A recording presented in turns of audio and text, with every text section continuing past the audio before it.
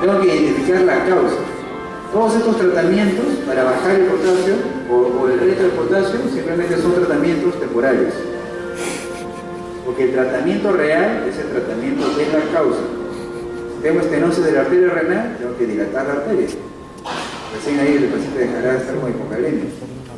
Si tengo insuficiencia renal y hipercalemia, tengo que tratar la insuficiencia renal, luego de dializar, tratar la insuficiencia, etc. Muy bien. ¿Tienen alguna pregunta de discalemias? ¿Alguna pregunta de discalemias tienen? Bueno, nosotros como ya el tiempo es oro. ¿Cómo? El tratamiento de hipocalemia severa, cuando el potasio está en menos de 2,5 miliequivalentes por litro, es hacer un reto de potasio. O sea, colocar una vía central al paciente, porque si lo pasa por vía periférica, el potasio puede generar irritación de la vena y flebitis. Además, la enfermera nunca va a querer poner eso. ¿Ya?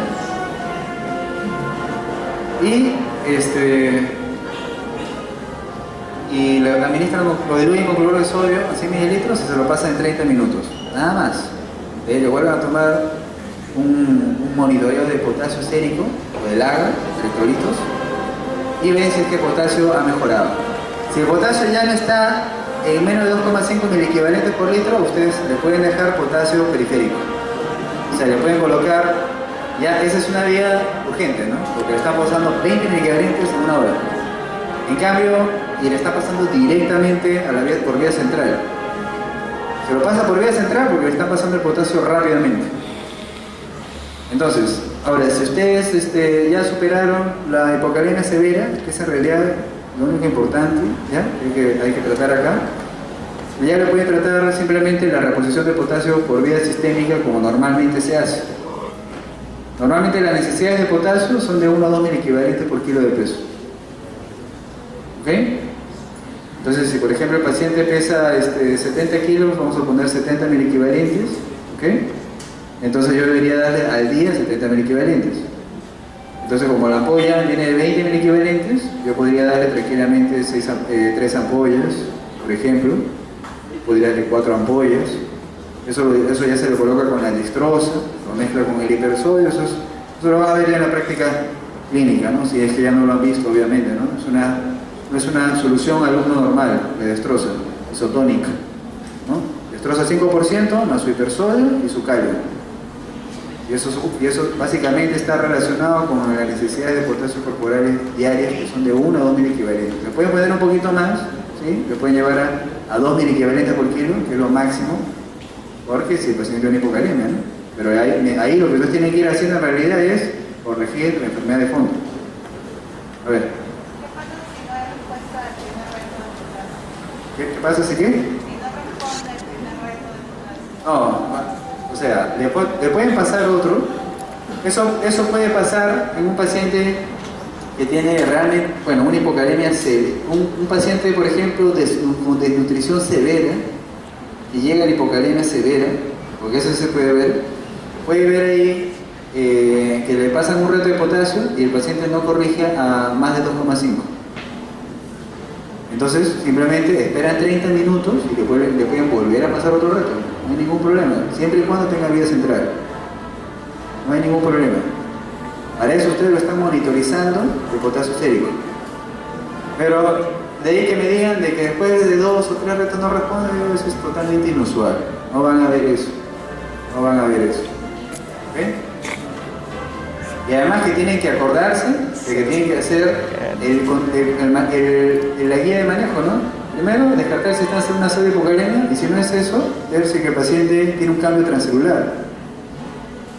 Porque si el paciente está con hipertiroidismo, tiene alcalosis, no van a corregir el potasio, no van a esperar, el potasio va a estar corregido solamente por darle potasio sérico, por darle potasio por vía parenteral, ¿no? ¿Qué más? Hay que pasar el micrófono.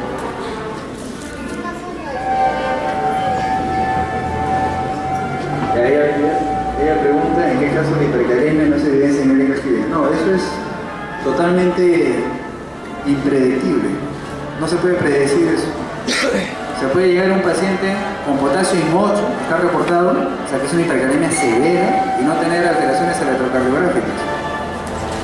sea, no hay una relación estricta entre nivel sérico de potasio y alteración electrocardiográfica. No hay eso. Y por eso les he dicho de que solamente el 50% de los pacientes puede tener al menos una alteración electrocardiográfica. Pero no significa que si yo tengo, por ejemplo, mi paciente que tiene potasio en 7,5, yo digo, el paciente tiene que tener el PR prolongado, la P aplanada, el QRC ancho. No necesariamente. No necesariamente. Muy bien, ¿alguna pregunta más? A ver, una más.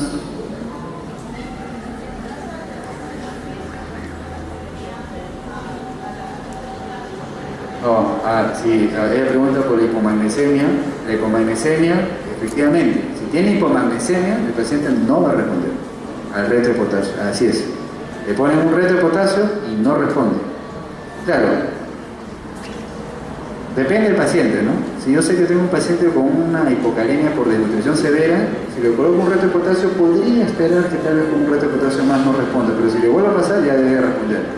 Si lo sigo tratando y no responde, hipomagnesemia, debo de pensar. Y la sugerencia es que le dé magnesio. Porque acuérdense que el magnesio principalmente es intracelular. Así que, lamentablemente, tampoco ustedes podrían predecir de que porque tenga el magnesio sérico normal, tampoco podrían predecirme que, o no podrían negarme que esté enfrente a una hipomagnesemia real. Así que, lo único que voy a hacer, ¿qué cosa es? Voy a hacer tratamiento y voy a hacer respuesta diagnóstica. Eso también se puede hacer. Si responde, bien, si no, no. A ver, la última ya.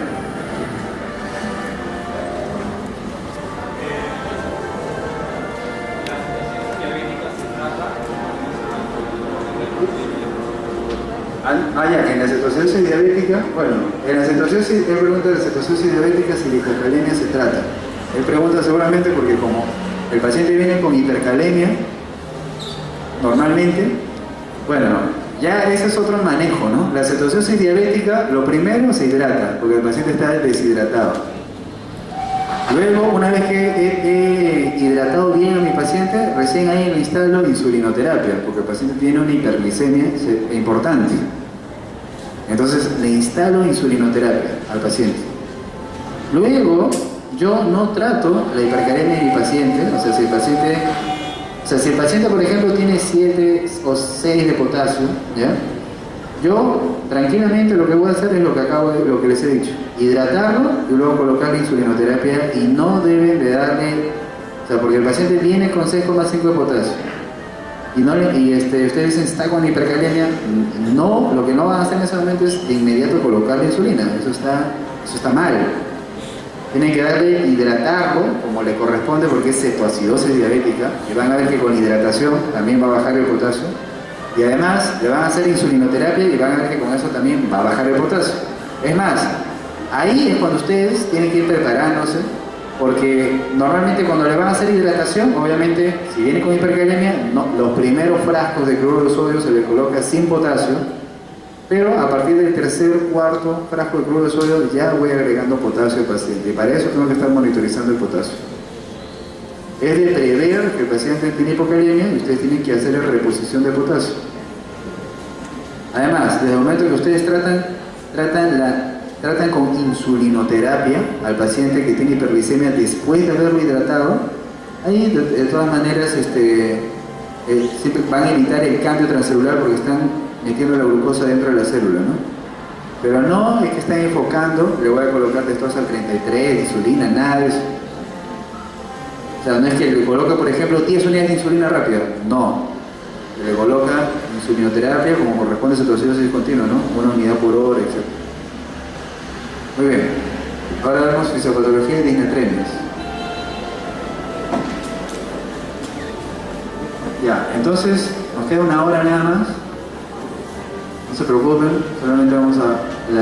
los casos clínicos lo vamos a hacer después de almorzar con el doctor Patrón. Él va a hacer ya algo más dirigido ya. Como es mejor hacerlo. Puntual. Entonces, vamos a poner los casos clínicos. para los tratamientos de las disnatremias, lo cual es importantísimo. Acuérdense que la hiponatremia es uno de los trastornos más frecuentes que se ven en la práctica clínica después de la acidosis metabólica. Y con él también vamos a ver interpretación de ALA y manejo de acidosis metabólica a nivel alto como insuficiencia renal. Acá yo les voy a hablar solamente el trasfondo, el concepto clínico y enfoque diagnóstico. Muy bien, en las disnatremias, concepto básico. Primero, ¿por qué es importante que sepan esto? Porque cuando ustedes están frente a un paciente que tiene hiponatremia, muchas veces vamos a estar con pacientes con hiponatremia severa. Y el paciente que tiene hiponatremia severa amerita que ustedes hagan una reposición de sodio a altas dosis. Que si lo manejan inadecuadamente, lo pueden hacer una iatrogenia al paciente y pueden complicarlo y dejándole secuelas permanentes neurológicas. ¿Okay? Entonces es importante un buen enfoque diagnóstico de la hiponatremia y un buen tratamiento. Y la hipernatremia, normalmente eso lo vemos con el paciente que se deshidrata. Así como dijimos que en la deshidratación tenemos alcalosis metabólica, otro ítem serio para poder yo visualizar las alteraciones en el paciente es la hipernatremia. Por eso es importante. Muy bien. Ahora, cuando hablamos de disnatremias, tenemos que considerar la osmolaridad sérica. La osmolaridad sérica, normalmente, eso se tiene que medir directamente a nivel de laboratorio, pero nosotros podemos hacer un cálculo estimado a través de esta fórmula, que es bien conocida, que justamente estima el sodio, la glucosa y la urea. Pero en realidad de esto, lo más importante es el sodio. La urea, muchísimo menos. La glucosa será importante si estamos solamente frente a una hiperglicemia severa, lo cual no necesariamente lo vamos a ver. Por lo tanto, al final de esta fórmula lo más importante es el sodio. Entonces, el sodio, como es el catión del extracelular más abundante,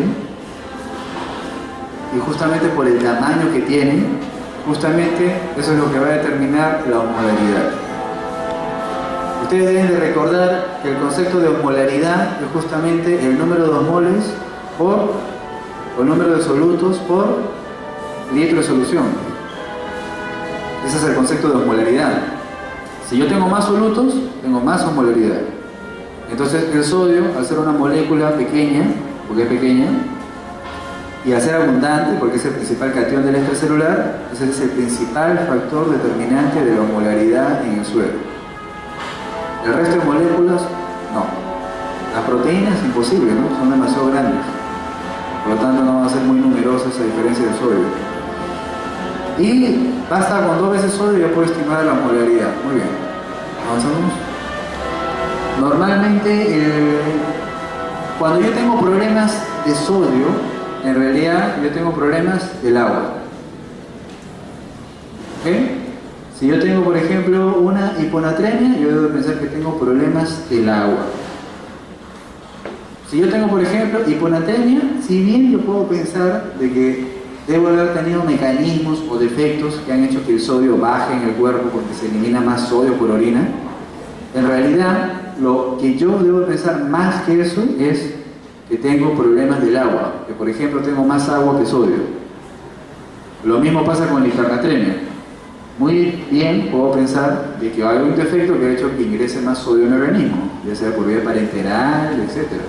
Pero en realidad lo que yo debo de pensar es que tengo un problema del agua. O sea, en este caso, que tengo menos agua que sodio, ¿cierto? Por lo tanto, siempre es importante acordarse de la distribución del agua. El agua normalmente, principalmente es intracelular, justamente por todos los mecanismos hidrocelulares, bioquímicos, la producción de ATP. Por todas esas razones, tiene que haber mayor concentración a nivel intracelular, 60%, uno puede variar. Y el resto ya se puede distribuir justamente a nivel del intersticio o en el plasma. Pero el concepto importante es que el agua principalmente está en el intracelular. ¿Ok? ¿Avanzamos? Cuando somos niños o en edad pediátrica, normalmente las necesidades de agua van a ser mayores es importante, ya en la tarde les voy a decir por qué, pero además la concentración de agua corporal total también es muchísimo mayor. Eso evidentemente va disminuyendo conforme vamos avanzando en edad. En la tarde se les va a enseñar las proporciones exactas para que ustedes calculen el agua corporal total de cada paciente, ya sea un paciente adulto joven o adulto mayor. Tienen que calcular siempre el agua corporal total. No es simplista decir, es muy simplista decir 0,6 por kilo, ¿ok? Es muy simplista, ustedes tienen que hacer un estimado correcto. Avanzamos.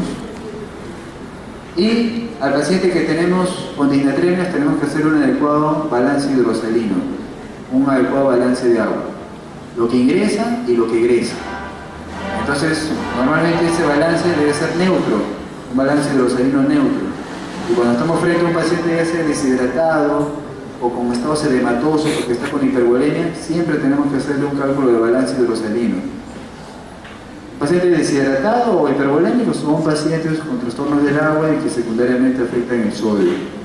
Entonces, el agua metabólica, esto ya lo saben, el agua metabólica simplemente es el agua de oxidación, normalmente se produce en cada célula por el ciclo de Krebs.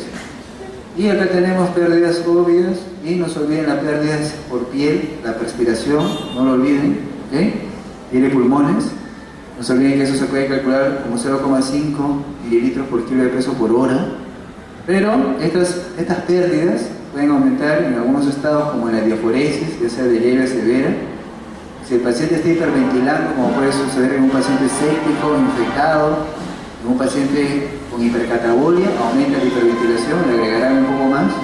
Si el paciente tiene fiebre, una fiebre continua, ustedes ya saben cuál es la definición por semiología de eso, tiene que mantener, no porque tenga un pico febril, una fiebre éctica vespertina en un par de horas, van a estar calculando pérdidas sensibles incrementadas, solamente si tiene fiebre continua. Pero lo importante es que haga un balance hidrosalino correcto. ¿Avanzamos? Los mecanismos de regulación del agua. Normalmente depende del sistema simpático, del sistema de renina, angiotensina, aldosterona y de la hormona antidiurética. Más nos vamos a detener un poquito con la hormona antidiurética. Porque en realidad, cuando tenemos nuestro paciente con hiponatremia severa, muchas veces termina con el diagnóstico de SIHAT, ¿cierto? De que secreción inapropiada de hormona antidiurética. Entonces, y a veces se entiende muy poco, entonces por eso nos vamos a detener un poquito más en realidad de la acción de la hormona antidiurética. Lo otro ya se sabe, ¿no? Además, en estados de hiperaldosteronismo y hipoaldosteronismo es más obvio el entendimiento. Si tienes hiperaldosteronismo, tienes hipernatremia. Y lo opuesto, lo contrario. Muy bien. La hormona antidiurética. Entonces, a retroceder. La hormona antidiurética, normalmente para que se secrete, depende de la osmolaridad. ¿Cierto? Entonces, el ejemplo más banal, si un paciente está deshidratado, ustedes por ejemplo no han ingerido ninguna bebida y están expuestos al calor, pongamos, entonces se contrae un poquito el volumen, se deshidratan y aumenta la osmolaridad, ¿cierto? Si aumenta la osmolaridad, esto puede llevar a un incremento en la sed y además favorecer la secreción de hormona antidiurética. Entonces, como lo ven aquí, la secreción de hormona antidiurética está relacionada por mecanismos osmóticos. Pequeños cambios de la osmolaridad llevan a secreción de hormona antidiurética. Y la otra causa para que se secrete hormona antidiurética es la disminución del volumen. Si tengo disminuido el volumen plasmático, porque por ejemplo puede estar disminuido el gasto cardíaco, también lleva a secreción de hormona antidiurética. ¿Qué es lo que puedo ver, por ejemplo, en un paciente que tiene hipotiroidismo, que tiene depresión miocárdica, si es un paciente con coma mixedematoso? O si es lo que puedo ver en un paciente que tiene falla cardíaca, en los dos pacientes que tienen fracción de eyección baja, entonces en los dos pacientes puedo tener disminución del volumen plasmático, ¿cierto? Y por lo tanto puedo tener secreción aumentada de hormona antidiurética. ¿Ya? Entonces, en esos pacientes podría encontrar hiponatremia, por supuesto. Muy bien. Entonces tengo mecanismos osmóticos y no osmóticos. Entonces aquí hay que recordar un poquito el más sensible. El más sensible en realidad es el osmótico. El no osmótico ya con los ejemplos que les he dicho es suficiente. El osmótico, que es más importante para reconocer al SIHAT o la hormona antidiurética. A ver, un repaso. Acá tenemos la osmolaridad. La osmolaridad normalmente del organismo ya saben que es 290 más menos 10, ¿cierto? Ahí está, es lo que se filtra. Y justamente el riñón tiene la capacidad de máxima concentración, ¿cierto? Y por lo tanto la osmolaridad a nivel de la médula es la zona más osmolar que llega hasta 1200. Eso solo sucede a nivel renal y luego esto va disminuyendo hasta que se elimina por orina. Entonces, avanzamos. Entonces miren, si hay disminución del agua extracelular, aumentará la osmolaridad plasmática y ¿qué va a suceder? Se va a secretar hormona antidiurética. Hasta ahí todo es obvio. Y la hormona antidiurética formará acuaporinas, se favorecerá justamente el paso del agua a nivel del túbulo colector medular. Bueno, esto lo vamos a olvidar. Avanza nomás. A ver, retrocede. Muy bien. Entonces, este es el mecanismo obvio, ¿no? Paciente con osmolaridad incrementada, entonces tiene secreción de hormona antidiurética y por lo tanto reabsorbe agua, ¿cierto? Si el paciente tiene osmolaridad incrementada, probablemente tenga hipernatremia en la sangre, ¿cierto? Y si el paciente tiene hipernatremia o tiene osmolaridad aumentada, normalmente reabsorbe agua. ¿Y cómo sale esa orina? La orina sale concentrada, ¿cierto? Porque está reabsorbiendo agua. Entonces, paciente con hipernatremia o osmolaridad aumentada, orina concentrada. Ya, fácil. Si el paciente no tiene sed, ha ingerido gran cantidad de líquido, ¿ok? También el sodio puede bajar un poco, la osmolaridad también, y al revés, la orina ¿cómo va a salir? Diluida. Y ahí más bien la hormona antidiurética debe estar suprimida, ¿cierto? Entonces, hasta el momento, la hiposmolaridad genera entonces que la orina esté diluida. Entonces, de una vez explicando lo que sucede en el CIJAC, ¿qué pasa en el CIJAC? En la secreción inapropiada de hormona antidiurética. Primero, ya hay un concepto que ustedes tienen que borrar de su mente, ¿ya? Que es de que para hacer diagnóstico de CIJAC, yo tengo que encontrar la hormona antidiurética aumentada. Ya eso lo borran, por favor, ¿ya? Porque eso no es así, ¿ok?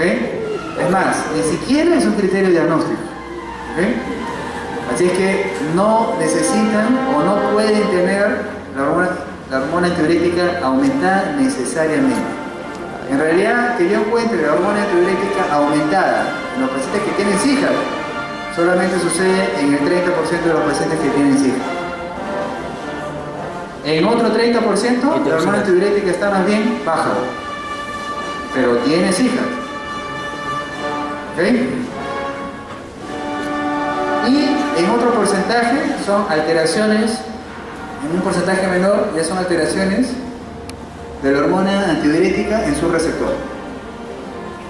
La hormona antidiurética no actúa bien acá, ¿ok?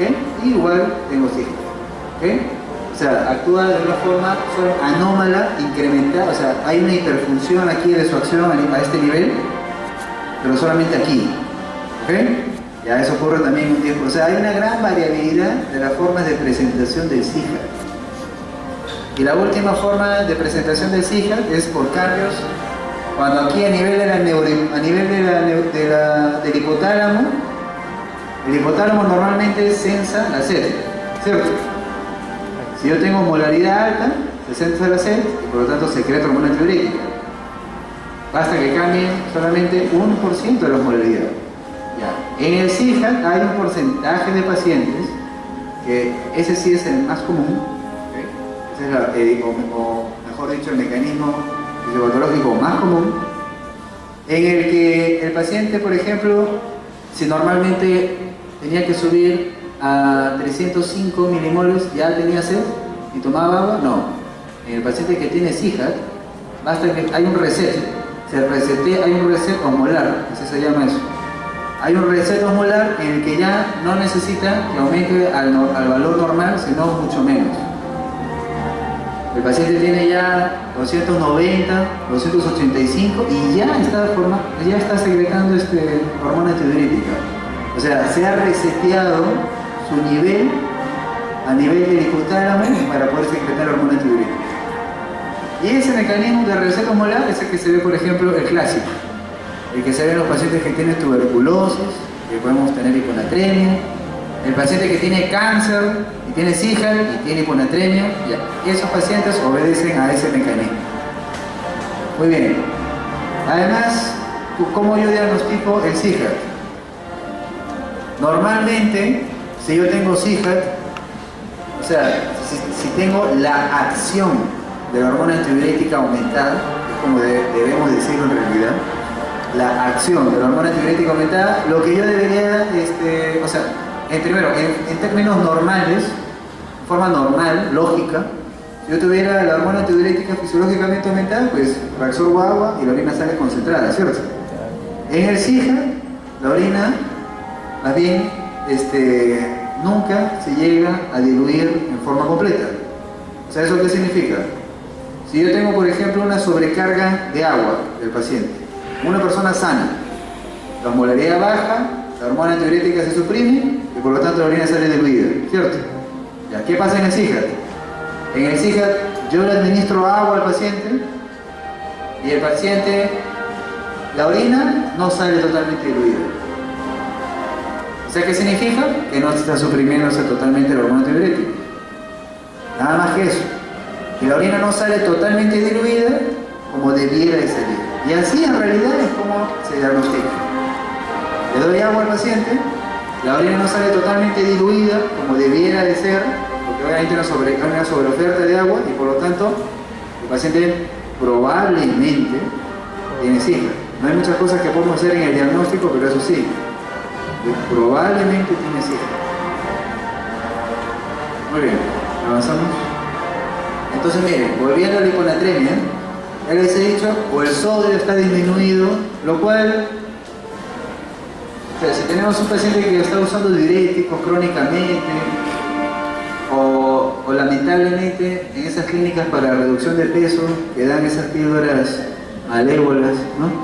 Que tienen hormona tiroidea, bueno, no tienen hormona tiroidea, ¿no? Tienen precursores de la triiodotiriona, ¿no? Y además tiene diuréticos y acídicos. Bueno, una paciente sí, pues podría venir con hiponatremia, ¿no?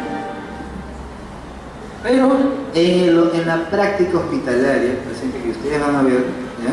Hospitalizado, normalmente estas causas no las vamos a ver, sino vamos a ver esto de aquí. Que hay una alteración en la relación del sodio versus el agua. Hay más agua que sodio, por eso tenemos trastornos del agua. ¿Avanzamos? Entonces, hiponatremia, menos de 135 miliequivalentes, después vamos a ver cuál es, bueno, severa es cuando es menos de 120. Entonces, miren, si tenemos hipernatremia, el sodio es el principal determinante de la osmolaridad. Si tenemos hipernatremia, tenemos hiperosmolaridad e hipertonicidad, ¿cierto? Pero eso no se aplica cuando estamos frente a las hiponatremias, porque cuando tenemos hiponatremias no necesariamente tenemos hiposmolaridad. La única hiponatremia que a nosotros nos interesa reconocer y tratar, que justamente son las que van a ir a la severidad, son las hiponatremias reales, o sea que cursan con una real disminución de la osmolaridad. Eso, ¿cómo se llama? Hipotónicas. O sea, la hiponatremia hipotónica es la hiponatremia real, la que normalmente es la que me va a condicionar esa hiponatremia severa, de sodio menos de 120, el SIHAL, por ejemplo. ¿Ok? Muy bien. Entonces miren lo que les había dicho, hay una disminución de la osmolaridad, la orina debería salir diluida, ¿cierto?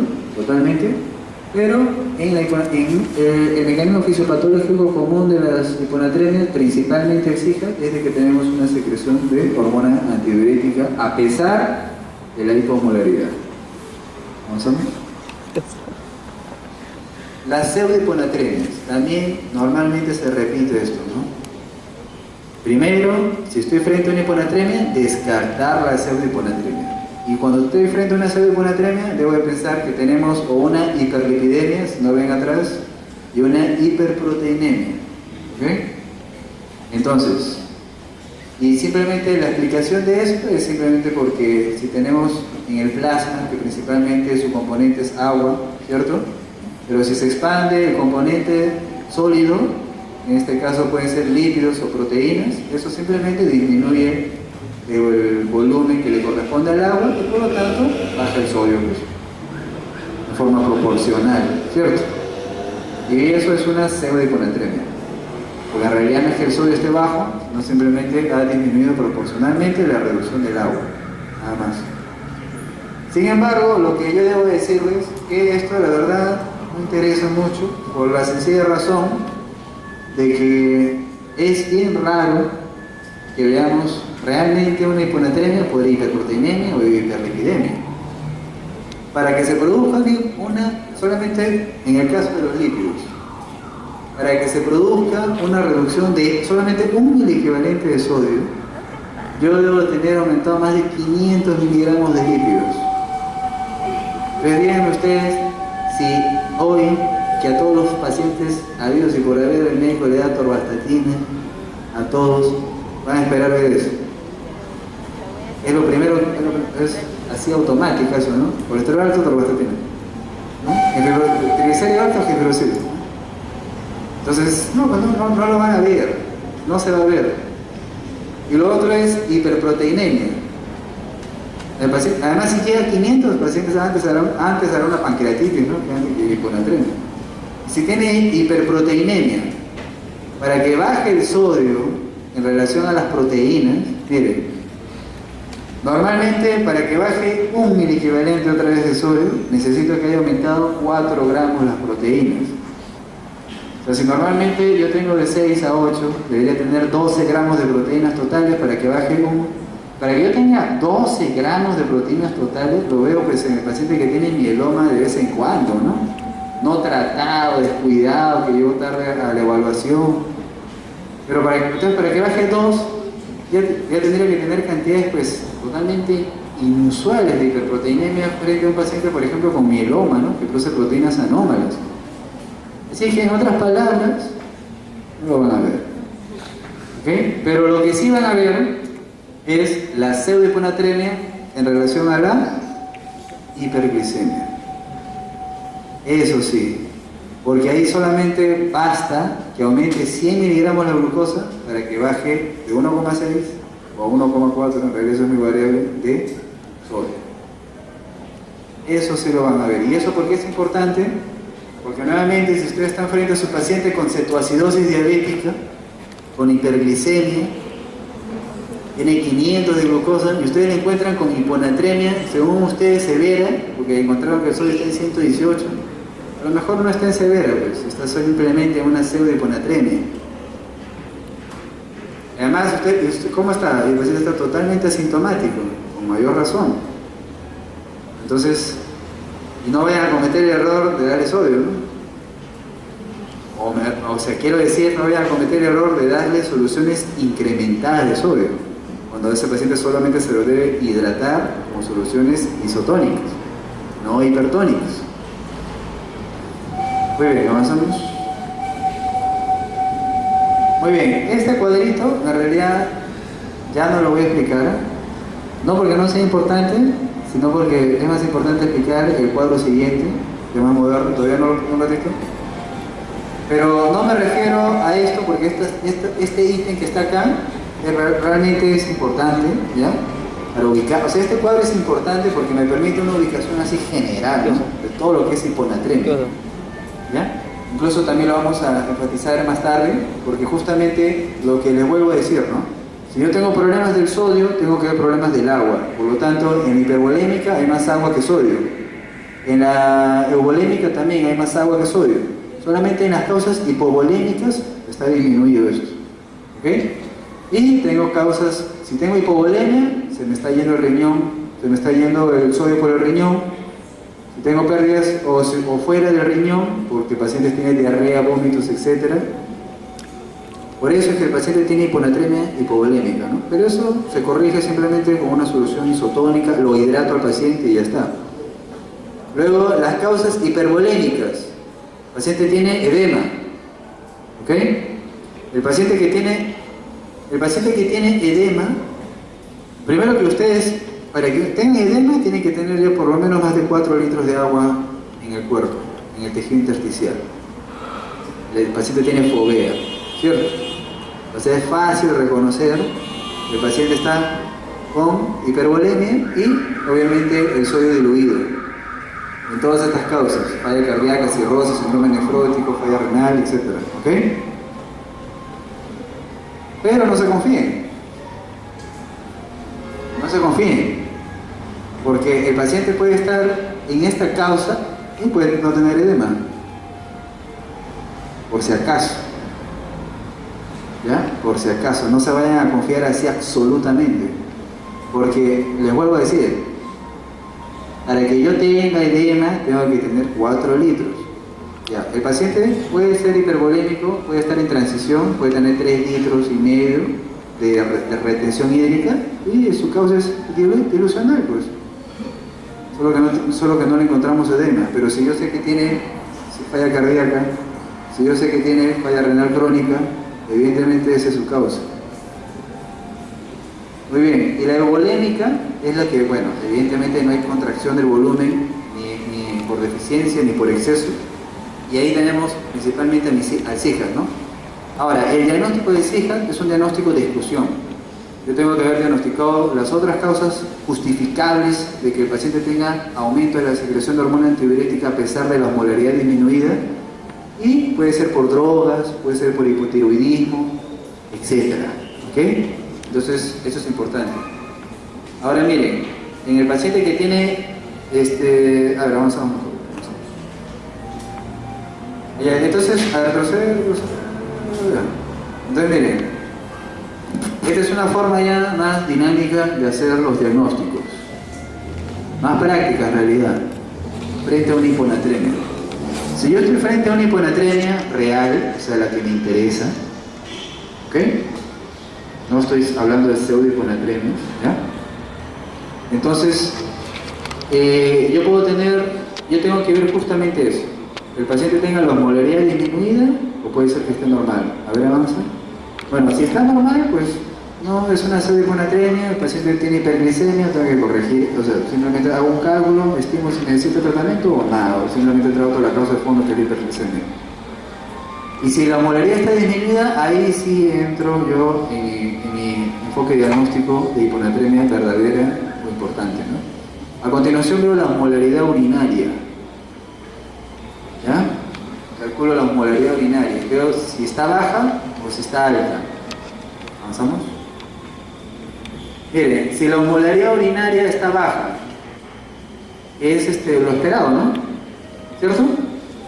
Si tengo una hiponatremia, si tengo hiposmolaridad, ya les he dicho, la orina sale diluida. Y si la orina está diluida es porque su osmolaridad urinaria está baja.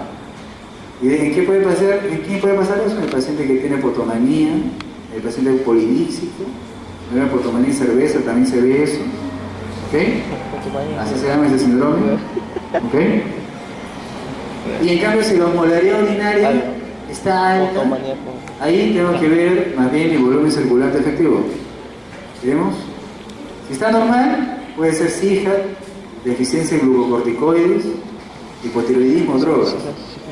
Si está bajo, el paciente está con hipovolemia y además con osmolaridad urinaria alta. El paciente principalmente lo hemos deshidratado, ¿ok? Y si está alto, estados edematosos. Punto. O sea, ¿qué cosa hemos necesitado? Osmolaridad sérica y osmolaridad urinaria. ¿Ya? Listo. El diagnóstico en los pacientes con hiponatremia real, el diagnóstico de SIHA, es un diagnóstico de exclusión. Y por lo tanto, la exclusión va relacionada a que yo tengo que haber descartado primero las otras causas. Esto es un cuadrito que en realidad ve todas las hiponatremias en general.